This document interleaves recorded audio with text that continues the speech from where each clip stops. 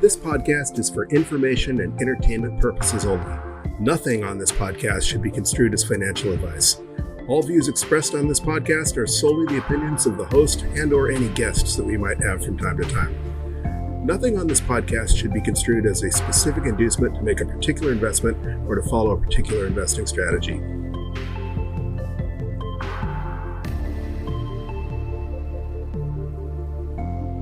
Hello, you sexy sat stackers, and welcome to a very special episode of the Bitcoin Bulletin Podcast. As you might have guessed, today is not Wednesday. This is not a DCA Wednesday episode. This is, however, episode 191 of the Bitcoin Bulletin Podcast. We will have our regularly scheduled DCA Wednesday episode in just a few days, but this episode was brought to you courtesy of my new microphone. If you listened to the last DCA Wednesday episode just a few days ago, you knew that I was trying out a new mic. I had upgraded my microphone to a Shure microphone. I had a pretty nice microphone to begin with, but long story short, I was having a few issues while recording. There was an obnoxious popping noise that wasn't a plosive. It wasn't my P sounds, the Peter Piper picked a peck of pickled pepper sounds. It was the microphone itself cutting in and out. I have spent several hours today and quite a amount of time since Wednesday trying to troubleshoot that issue.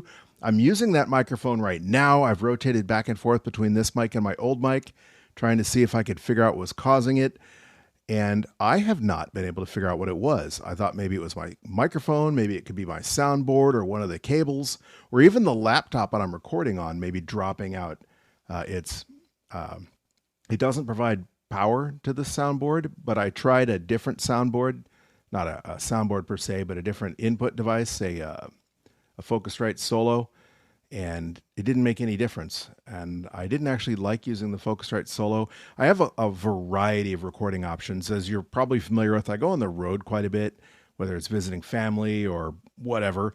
And so I like to have a more portable setup I can take with me. Plus, in addition to this podcast, I've done a lot of video production. So I'm not just wasting what should be Satoshis on microphones solely for this podcast. But the point being, I haven't been able to figure out what caused it. So I'm going to let her rip.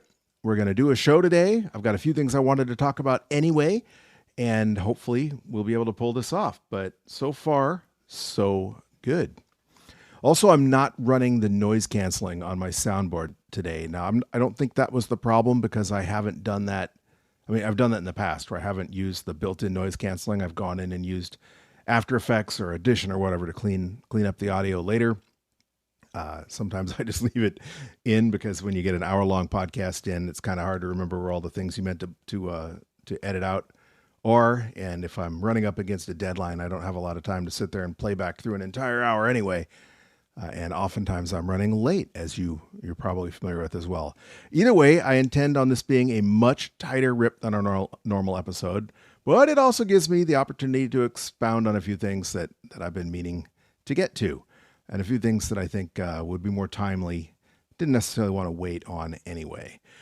It is a busy day here on Florida's Space Coast, despite the fact that it's a little chilly out. It's about 68 degrees right now. That's supposed to be our high for the day anyway. For those of you who don't do Fahrenheit, that is 20 degrees Celsius. So depending where you are, that might be a really warm day, but for Florida, it's a little brisk. That doesn't seem to be stopping the tourists, though, because the beach is absolutely packed. And if anything obnoxious bleeds into the studio and into the recording, I will see if I can clean that up later. But again, I'm not running my usual noise canceling because, I was playing around to see if maybe the noise canceling was freaking out. Because I am here on the beach, the studio is air conditioned, it's climate controlled. I'm not literally sitting in the sand watching the waves roll in while I'm recording, but a lot of my audio and video equipment has a much shorter lifespan than it would if I were living in the high desert of New Mexico. Just because it's humid and salt is very pervasive. I was looking at my home weather monitor yesterday, and it was actually a little bit drier, and that's what I was noticing. But I noticed that my indoor relative humidity, was still 54%. So it gets soggy, and that's not good for computers and things like that. So I was trying to troubleshoot if maybe something was starting to corrode. Oftentimes I have to replace cables. I have a Nikon camera that I record rocket launches with, and I I output the camera directly, DSLR directly to a video monitor. And I have to replace that cable every 3 or 4 months. But that I'm physically usually sitting on the beach, like sometimes with my ankles in the water to get the best angle towards the launch pad. So that's obviously worse than inside, but everything rusts here in Florida. I mean, it is just humid, and the salt certainly doesn't help. All right. So back to Bitcoin and what I'm really here to talk about. And that is, before I carry on, I guess it wouldn't be tradition if we don't cover a few statistics. And one of the things I wanted to get into was a little bit on the price anyway. So I'm not going to really get into all the stats like I do on a DCA Wednesday episode, but real quick, let's at least timestamp this episode with the current block. And of course, it is December 1st, 2024, if I didn't mention that already. December 1st, meaning that we're no longer in hurricane season, by the way. That's important if you're here in Florida. And the seasons have definitely changed because it is full-on Florida winter here right now, at least if you're not one of the tanless individuals visiting from Minnesota or Maine or Canada that think it's a glorious day out at the beach right now and are wandering around in swimming suits while the locals are wearing jackets. Either way, at the time of this recording, we are sitting at a block height of 872,822, and Bitcoin is ringing in at 96,970 US dollars. Down a little bit from where we were this morning. For a minute, it looked like maybe we were going to make another run at 98. We got into the mid $97,000 range. But what that means is if today were a DCA Wednesday, and it is not, we would only receive 1,032 sats for every US dollar that we converted into Bitcoin.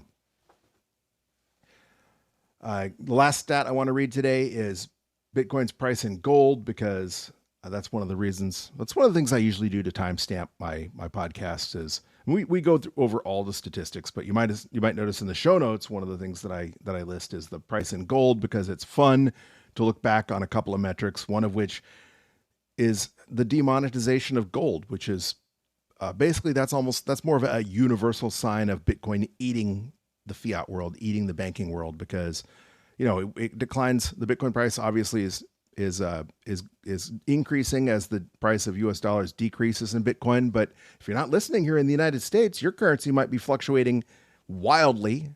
I know we have a lot of listeners in Argentina, for example, where you've had your currency devalued multiple times, probably even just in your lifetime.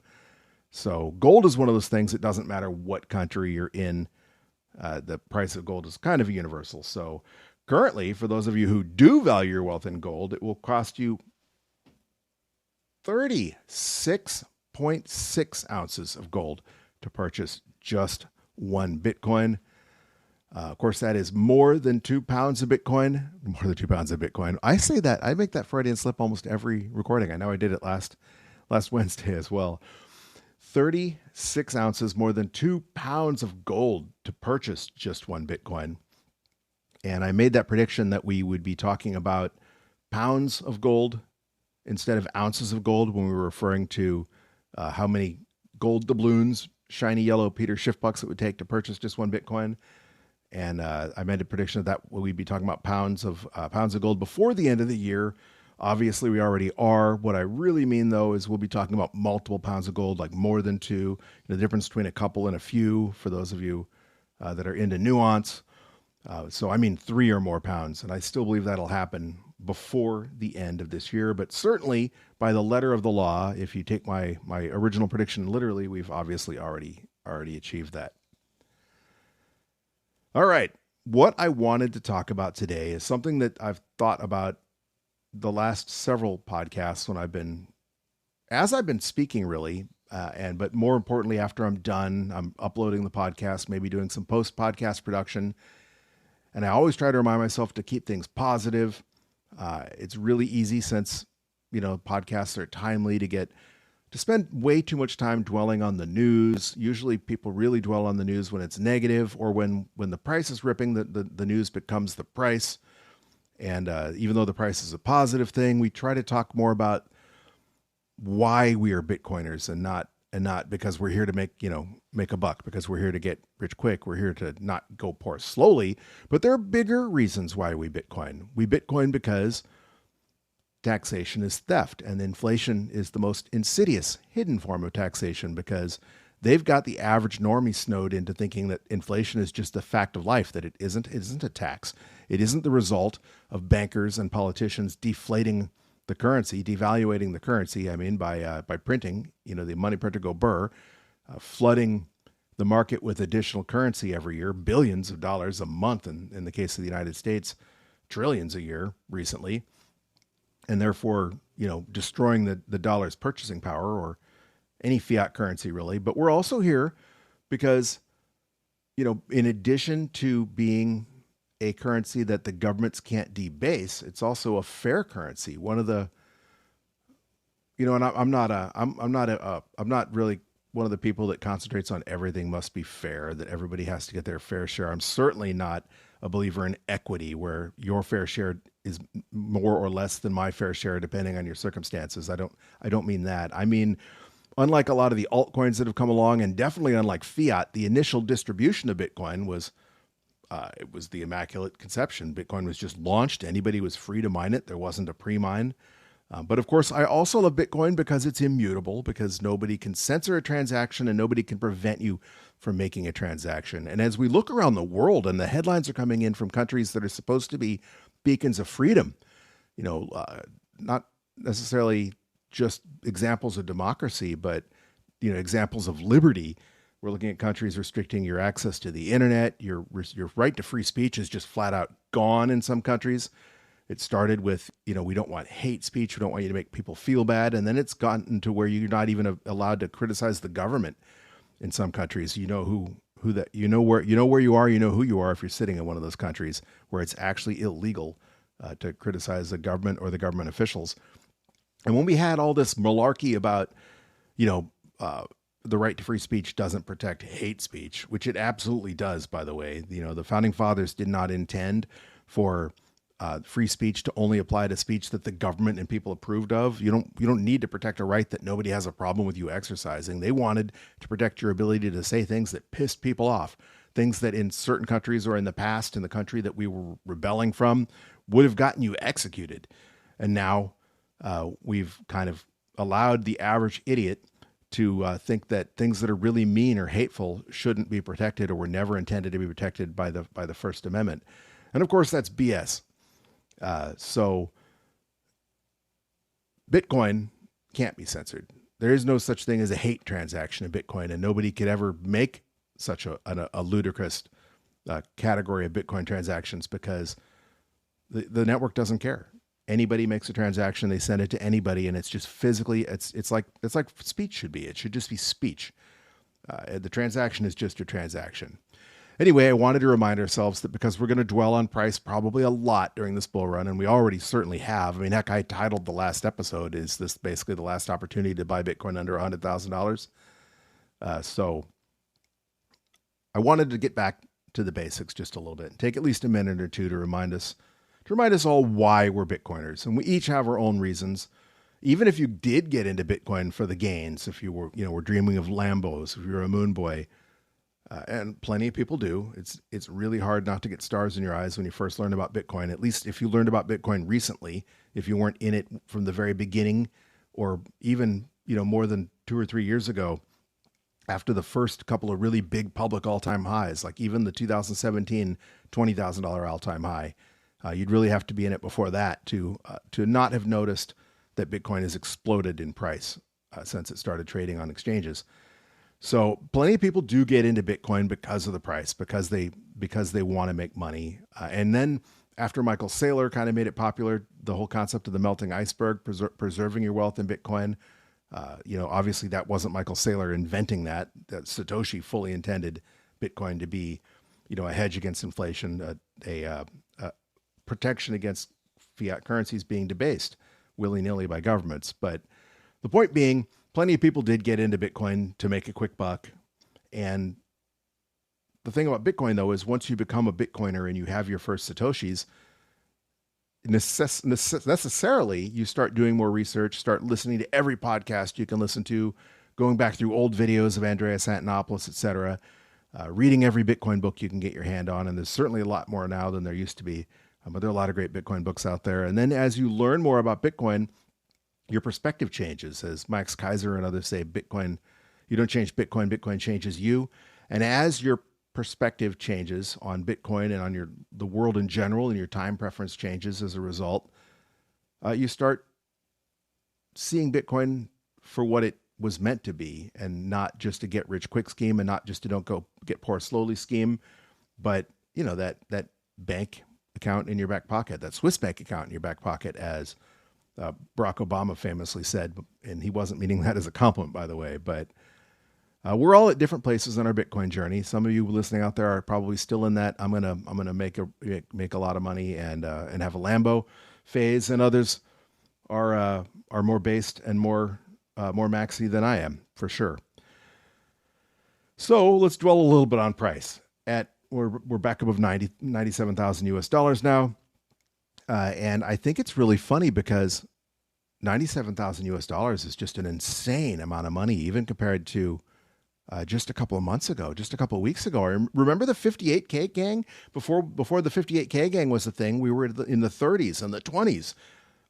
Bitcoin was as low as the teens during the cycle low, during the bear market, and then the crab market. So it's amazing. One of the things that Bitcoin changes is your horizon of what exactly a lot of money for a Bitcoin is. But here we are, where Bitcoin's at $97,000, which would have been a dream just a year ago, and people are feeling like Bitcoin is stuck. And I posit to you that when Bitcoin is quote unquote stuck at $970,000, and we're waiting for Bitcoin to break 1 million instead of waiting for Bitcoin to break 100,000. And maybe that'll happen this year, but I think it'll probably happen after the 2028 halving. So maybe 4 or 5 years from now, we'll be having this conversation again, where people will be like that cartoon, that meme, poking the stick at Bitcoin, saying, "Come on, do something," because Bitcoin's only at $970,000. Why wouldn't it just break 1 million already? So I think that is kind of amusing. But fear not, we are still early in this bull run. If you are obsessed with the gains and you want to see the fiat value of your stack grow, I'm laughing because a lizard just popped up in my studio at eye level. I'm staring at an anole. It's a brown anole, which is an invasive species, but a cute little lizard. It's not the sort of thing you expect to have sitting on the top of your monitor, eyeball to eyeball with you. I'm going off on a tangent here. That's another thing about Florida. You better get used to reptiles, and not just the big ones that'll eat you if you're wading in the wrong pond. But we have lizards, we have frogs, we have tortoises, we have birds. I mean, obviously they're not reptiles, but more birds than you can imagine.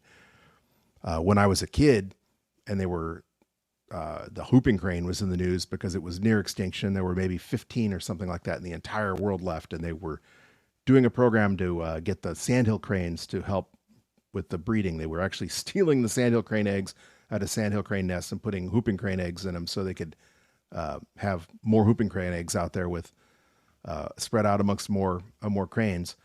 Anyway, long and the short of it is, I drove like several hours to this wildlife refuge along the Rio Grande in southern New Mexico to maybe catch a glimpse of whooping cranes. And I did. I got to see like 2, and it was a big, big deal at the time. Now, whooping cranes are much, much more plentiful. And of course, the sandhill cranes are everywhere here in Florida, and they're not migratory. I mean, we have birds here year round that are migratory species everywhere else, but they come to Florida, and I guess it's like the old people that come down from Iowa. They spend the rest of their life here. We even have flamingos here, and they're not supposed to be here, but there's like a dozen flamingos up at the Merritt Island Wildlife Refuge, which is where Kennedy Space Center is. They actually built Kennedy Space Center on a wildlife refuge. The whole Space Center is surrounded by MNWR, the Merritt Island National Wildlife Refuge. But we have a lot of wildlife here, including reptiles. And this lizard reminded me, I ended up with, we end up with geckos in the house all the time, but this has maybe been a couple of years ago now. I was showering and I was shampooing my hair, and I had my eyes closed because I was rinsing, and I turned and opened my eyes, and I was face to face with this Cuban tree frog that was probably about the size of your fist if you've got decent sized hands, less than an inch away, eyeball to eyeball, with this frog in my shower staring at me. And this this anole popping up on my monitor gave me the same feeling. So major not Bitcoin related tangent, but hey, that's the neat thing about this podcast is I don't have to stick to any run-of-the-mill ordinary topics. speaking of stuck. So why are we still early in this bull run? One of the fastest ways you can tell we're still early is that the normies just aren't talking about it yet. There might be some normies starting to mention it just because there's more and more talk about Bitcoin. Bitcoin is going more mainstream in general, but not to the euphoria phase. During the euphoria phase of any type of assets bull run, you get to the point where everyone's excited about it and people hadn't even heard about it are talking about Bitcoin. Back before the stock market crash in the 1920s, they said that, you were getting stock tips from the kid shining your shoes. And it was that way at the peak of the last two halving cycles. You get in an Uber and the guy's listening to Bitcoin podcasts and telling you all about his portfolio and the altcoins he's trading, which was unfortunately another thing that happens when we're in a bull run and everything pumps on Bitcoin's coattails. But while there are normies talking about it, and while Bitcoin is becoming more mainstream, it's not to the point where it's not where it's the buzz, where it's the gossip, the talk of the town. And when you do have a normie bring up Bitcoin to you, even if you're not the first one to bring it up, usually they're bringing it up because they know you're a Bitcoiner and they're saying, hey, Bitcoin's $90,000. You should sell. Well, that's not the attitude that the normies are going to have when we're in the euphoria phase and Bitcoin is getting ready to set that blow off top. I know one normie who thinks they missed out completely, which means they still don't understand it. It also means that if they'd bought early, they probably would have sold at 1K. I spoke about this normie previously. He's the one that said, hey, Bitcoin's over 90. You should sell like 2 weeks ago. And we were talking about Bitcoin. He says, yeah, I almost got into it. And I forget when it was, but it was early teens. And he said he and his brother, who is a tech guy, an AV guy, had learned about Bitcoin and they thought it was a really cool idea. And they decided they were going to try and buy. But at that point in time, maybe it was pre-Mt. Gox even, they said you basically had to send money to some shit. Maybe he just doesn't know what he was talking about because he made it almost sound like he had to buy Bitcoin on the Silk Road. But basically said it was too difficult. And so they didn't do it. And now he's kicking himself because he didn't do it. And you think about how much money he could have made, which tells you two things. It tells you, A, he stopped his Bitcoin journey right there because he's thinking about how much money he could have made. And then it also tells you that had he actually bought in, not understanding Bitcoin, not understanding the reason why he should have bought in, why he should have gotten off zero, he would have been one of those people that sold it, certainly when Bitcoin popped to $1,000, because he was talking about Bitcoin being like $20 or $40 or something like that when he wanted to buy. And certainly he would have sold at 1K and patted himself on the back for making the best trade of his life and still had that sense of FOMO and regret, because even knowing what he knows, he hasn't bothered to dive in and doesn't want to. And I haven't really tried to orange pill him that hard because I just don't think he's ready. And quite frankly, it's not a really super close friendship relationship. It's more of a business relationship, more of a coworker type thing. So I just haven't tried to get him over that hump yet, but I have done the thing where I have told him, when you finally get it, or when you finally want to get it,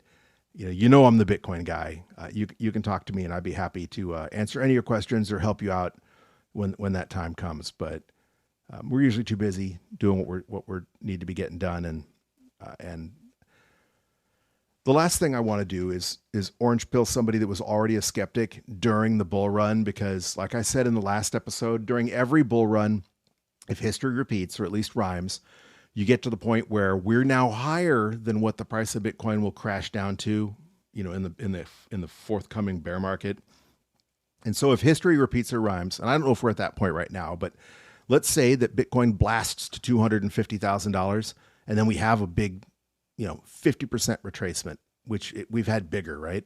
So if Bitcoin drops back down from 250 to 125, or maybe as low as 100, and this person finally aped in at 150, he's going to feel stupid. He's going to think I'm an idiot and he shouldn't have listened to me in the first place. And it's just going to end poorly. So I actually got into that in detail last week when I spoke about Thanksgiving, and be careful orange pilling your normie family members. Go gentle, go easy on them, because when you do orange pill them, you do want them to be hardcore believers.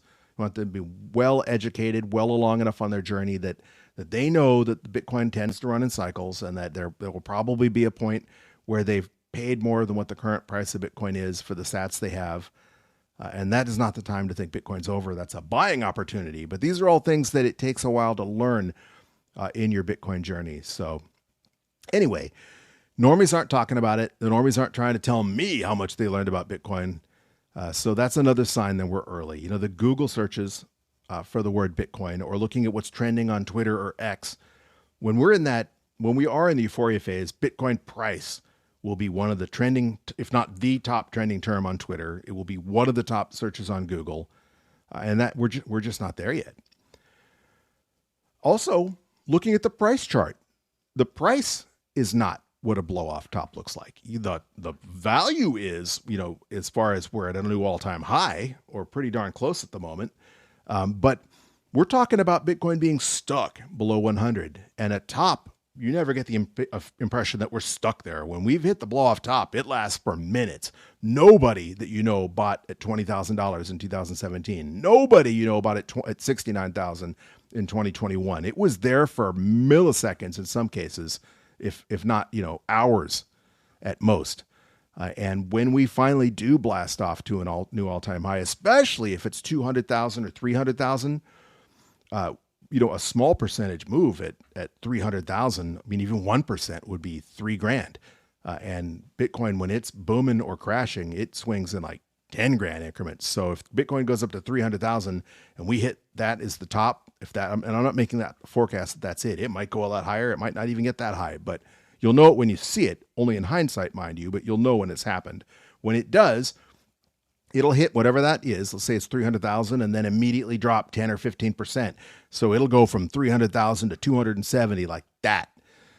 And that's what a blow off top looks like. So we're not there. You don't see the price of Bitcoin go sideways for 2 weeks or longer. That is not the top. That is a consolidation. That is where this price is the new normal for right now. And maybe we have a sell wall to break through because, like I said many, many times in the past, humans are weird creatures and we just love nice, even, round numbers. They're magic numbers. And the next big magic number obviously is 100,000. And so there's probably people that have had sell orders set at 100,000 for years. And they just said, hey, if Bitcoin ever hits 100,000, sell half my stack. And that order's in. So we have a lot of those orders. We have a lot of people that will want to trade. They want to dump their Bitcoin at 100 because they'll think they made it. Like I mentioned, the normie that would have dumped it at $1,000 and thought he made the best trade ever. People will be patting themselves on the back. That sell wall, those sell orders are part of the reason we've had such a hard time breaking 100,000. And maybe we'll continue to have a hard time breaking 100,000. But when we do, it's going to be like that meme of the polar bear trying to hold the volleyball underwater. When it slips, it's going to go up like whoosh. And that will be more like what a blow off top looks like. Although, getting back to other things I've said about this cycle, when I was telling you over a year ago what to expect after the halving, every cycle has multiple retracements and multiple consolidation periods. 5 to 7 big ones, like 25, 30%.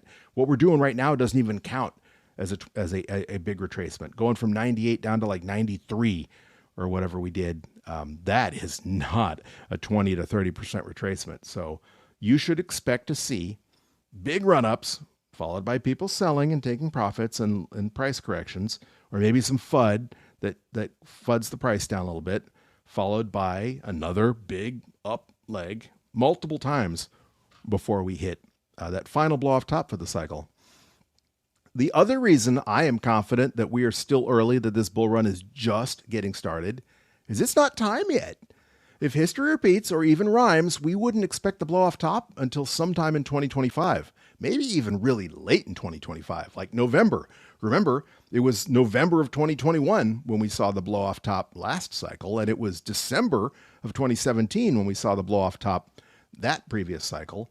And as blocks are coming in a little bit faster than the 10-minute average, those halvings have moved forward a little bit earlier. So it makes sense if we would to expect the blow off top to be a certain number of blocks after the halving, not a certain number of weeks, days, or months, but blocks after the halving, that every 4 years, it would make sense that all-time high, the ultimate all-time high, the blow off top occurs just a little bit later, every 4 years. So maybe it'll be in October of 2025 this year. But the point being, it's way too early. We're not even in 2025 yet. We have a lot of time left in what a normal cycle would look like before we would talk about being anywhere near the blow off top, and then maybe a a winter or crab market for, the next couple of years after that until the 2028 halving, and it all happens again. And it all begins again, as the song goes. Of course, there's also this concept of the super cycle, or the breakout, where we aren't even influenced by the halving anymore. And this will be the third cycle that I've heard people talking about, the super cycle. I didn't believe it in 2021. I certainly didn't believe it in 2017, and I'm not ready to believe it now. I don't think that the halving itself will be diminished in importance on Bitcoin price. And the reason being, people say, well, that the number of Satoshis that you're getting as a miner reward doesn't decrease by as many. It decreases by 50%, but the difference in going from 6 Bitcoin to 3 Bitcoin is nowhere near as big as going from 25 Bitcoin to 12 Bitcoin was. And I like to posit that when we had the last halving, and Bitcoin, well, this halving, the Bitcoin is near a new all-time high because we had kind of the golden swan with the ETFs. But usually when we have the halving, we're near the cycle low. So if we were around $15,000 when the reward got cut in half, all Bitcoin would have had to have done is gone to $30,000, where fiat-wise, miners are making the exact same reward. And the fiat is what these mining companies care about because they're businesses. They're not in it to make Bitcoin, which is why we see them selling all of their Bitcoin, and why we have companies like Marathon when they're just not like, oh, we should have a Bitcoin treasury. The average normie goes, the average maxi, the average pleb goes, no shit, Sherlock. Of course you should. You're a mining company. Same thing we say about Coinbase. They should have the biggest stack of Bitcoin out there, but they don't. And the reason is because they're in it for the fiat gains. They want their Lambos. They want their private jets. They want their yachts. And that's why they started a business instead of just stacking as many Bitcoin as they could. But the point being that at $100,000, the miners are making a boatload more fiat equivalent than they were at the halving. So, and the same thing happened the previous cycle. The miner revenue didn't get cut in half. Sure, the number of Satoshis cut in half, but a year later we went from 3,000 to 20,000. And that's significantly more than double. Bitcoin would have only had to gone from 3 to 6 for the miners to be making the exact same fiat. Instead, they're making almost 10x what they were making at the halving. So as the price in fiat goes up, that's more than compensates for the impact of the diminishing impact of the lesser Bitcoin that the miners are receiving. So the argument that because the miners are going to be receiving almost the same amount of Bitcoin after the next halving, because the difference between 3 Bitcoin and 1.5 Bitcoin is negligible, it has less impact, it's just looking at it all wrong. Miners are in it for the fiat. Their fiat gains are going to continue to go through the roof as the fiat price of Bitcoin goes up and to the right. So I don't think if we ever have a super cycle, that's going to be the reason. So that's one of the reasons I've not bought the super cycle theory. One reason it is possible we see a super cycle or a breakout this year, that the cycle, I still think human nature says we're going to have euphoria phases followed by Bitcoin isn't it anymore. And it takes a couple years for people to get psyched up again because normies move on to the next thing, right? Just like they do in politics. They get really worked up about a cause, and then a couple years later, they don't worry about that cause anymore. They get, went from the virus to a war that people are obsessed with. And then they went from that war to a different war that people were obsessed with virtue signaling about. And so people need time for Bitcoin to be new and fresh again. So from a human nature standpoint, there will always be a tendency for that to cycle. But one of the reasons why the price might not cycle as hard or at all if it doesn't is because of hyper-Bitcoinization. When Bitcoin is being used globally as a global reserve currency, or even it's just been all purchased up by all the ETFs and all the banks and the countries, they're going to start using Bitcoin as a strategic reserve asset, then maybe there's so little Bitcoin trading on exchanges that the price just gets more stable and doesn't seesaw. As any asset matures, the price tends to stabilize later. So maybe that'll happen with Bitcoin. It probably will happen eventually, later rather than sooner, but possibly sooner rather than later. And maybe MicroStrategy will orange pill a boatload more companies and we'll have the price explode. We'll hit 1 million Bitcoin this cycle or higher and then just stay there. But I am unconvinced at this point in time that we have broken out of the 4-year cycle. Another cautionary word on price. We talk about price again a lot more than I should, especially during a bull run. And that's because it is exciting. It is important, though, to remember those core principles that I spoke about when I asked, why are we Bitcoiners? Because it is human nature to want. It's one of the oldest takes, on mankind. One of the oldest studies, or one of the oldest themes in our earliest literature was, greed and pride.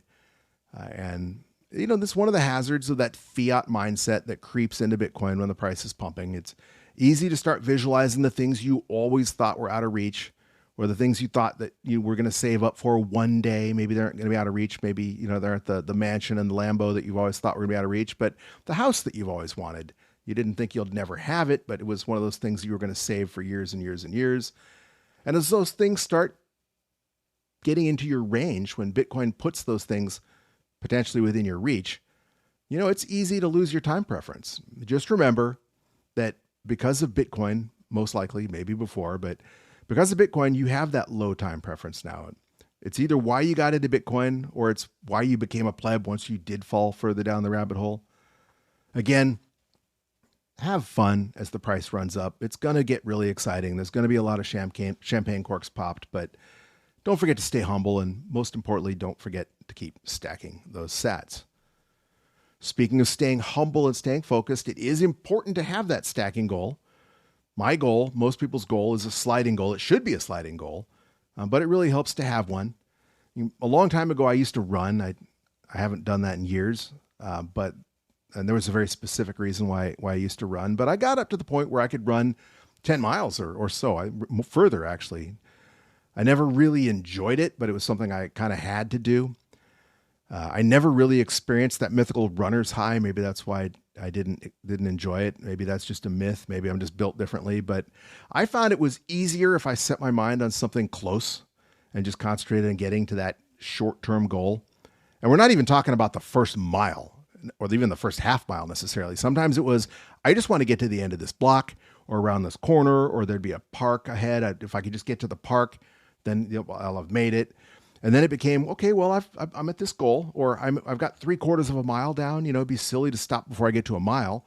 And then after a mile, it was like, okay, well, I did a mile. Let's just go a little bit further. Eventually you're at 10 miles. And I have a similar mindset when it comes to stacking Satoshis, when it comes to accumulating Bitcoin.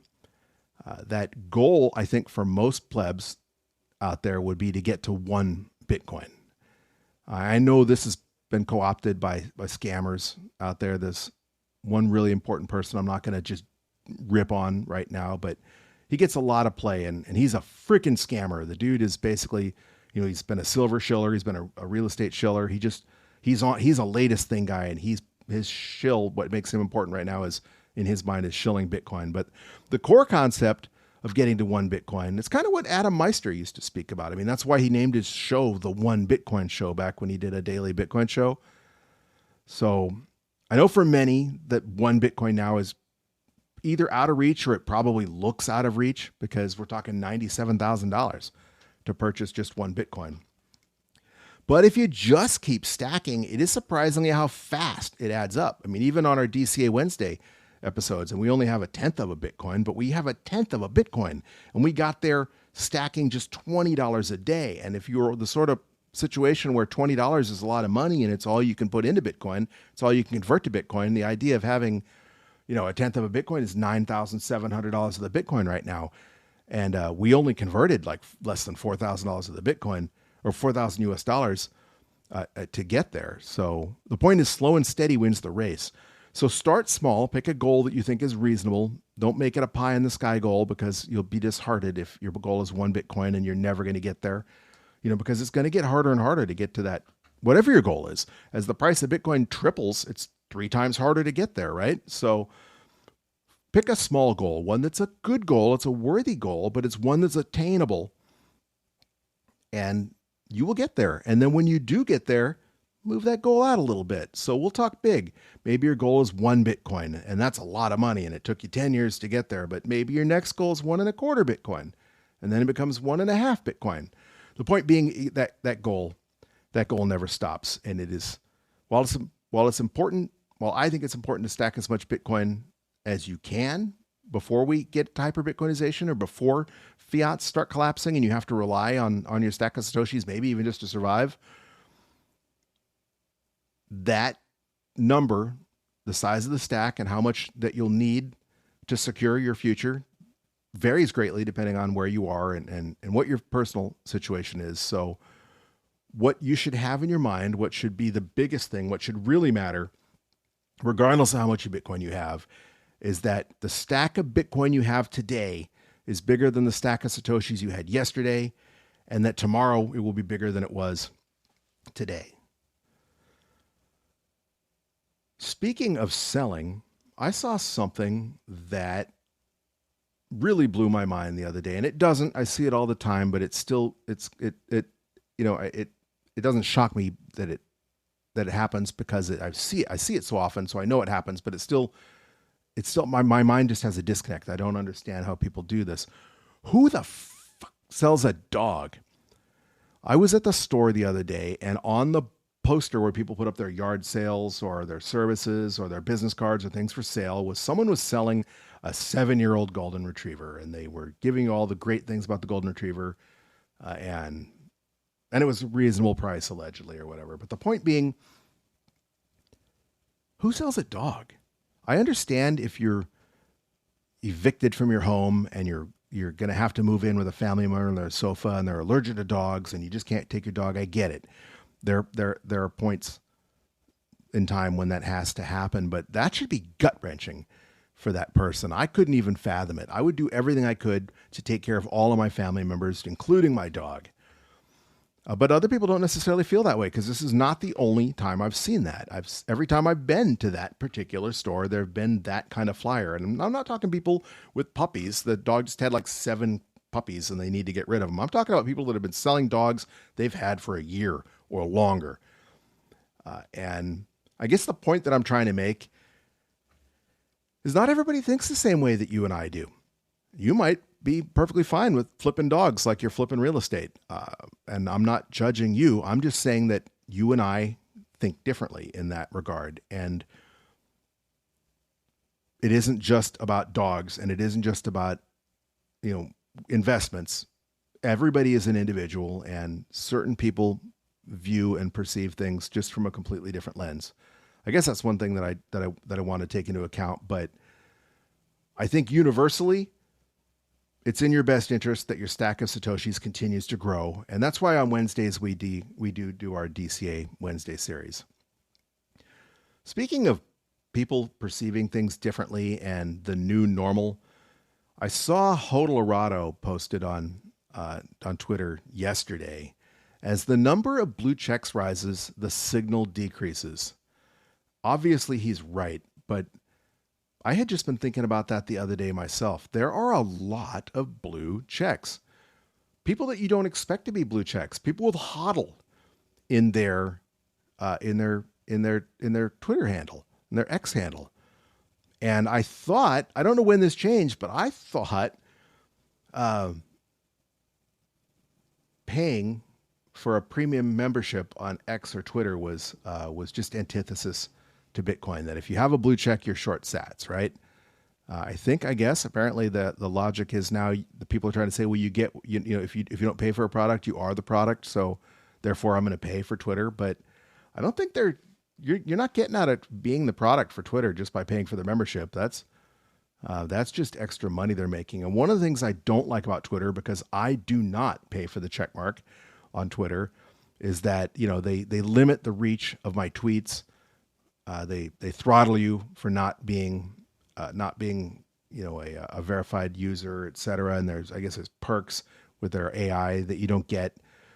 But I still haven't come to the whole new normal of accepting paying for Twitter, or accepting people that we used to think if you had a check mark, you were an elitist, and now half or more of the so-called maxis out there have blue checks by their name. So I noticed that too, Colorado, if you listen to this podcast, and I don't know what to say. I guess it's the new normal. I hope it doesn't stay that way.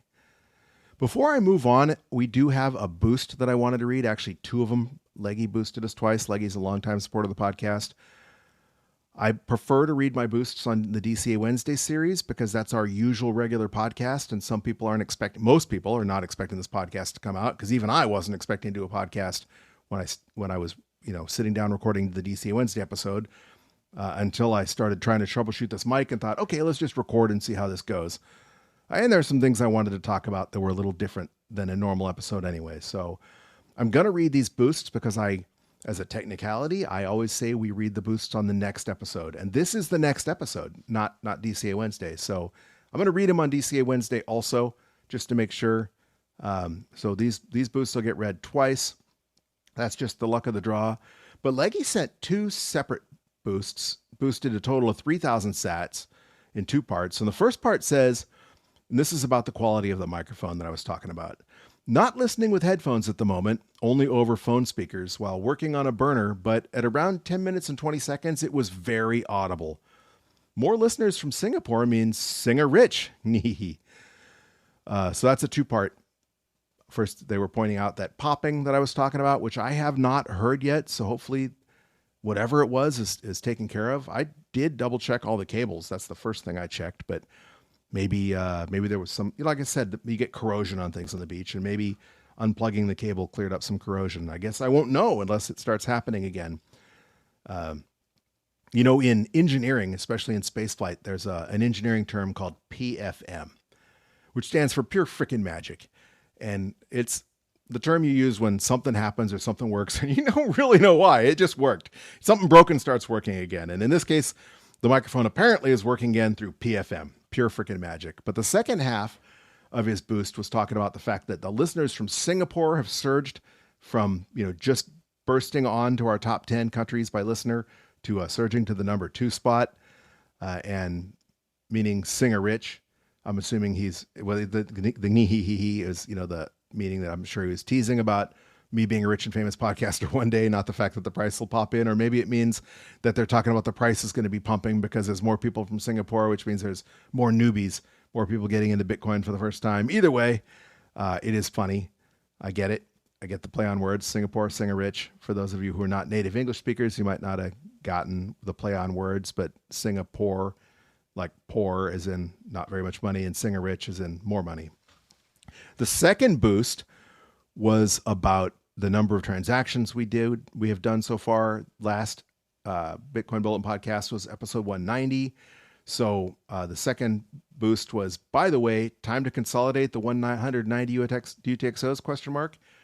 And I think it's time I do another episode where I talk more about custody and consolidation, because that's an excellent point. I try to mention this from time to time, but purchasing only $20 of the Bitcoin every week, if you have all of those on a hardware wallet at $20 increments, what was that, like 20,000 Satoshis right now? At the beginning of this podcast, when we were getting, maybe 35 or 40,000 sats per transaction, per purchase, that was still only about 40,000 Satoshis, which in the future in a high fee environment certainly can be unspendable because of the fees would eat up a significant portion. The miner fees to transfer that Bitcoin would eat up a significant portion of those Satoshis. So again, this is a you do you thing.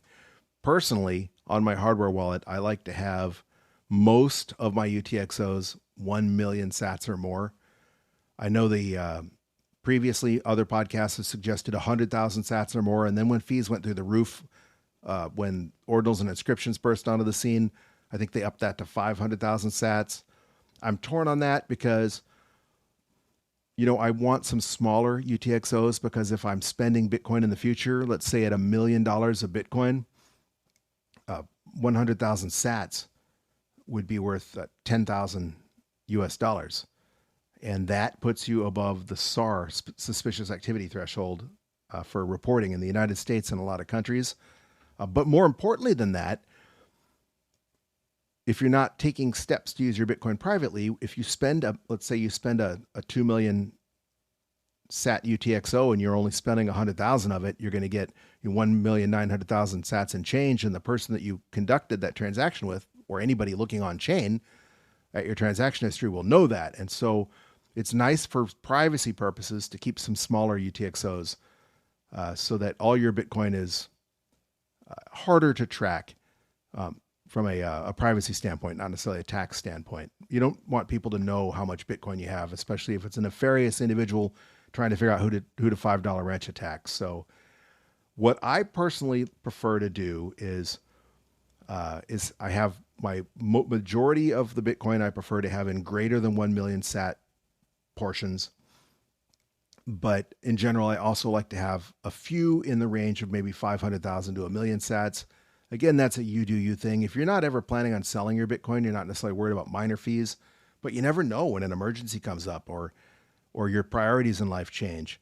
And you need to cash out some of those sats to cover a medical expense. Maybe, you get really sick and you've got $100,000 medical bill and you've got some Satoshis you need to cash out to help cover that. It's that or not get the treatment.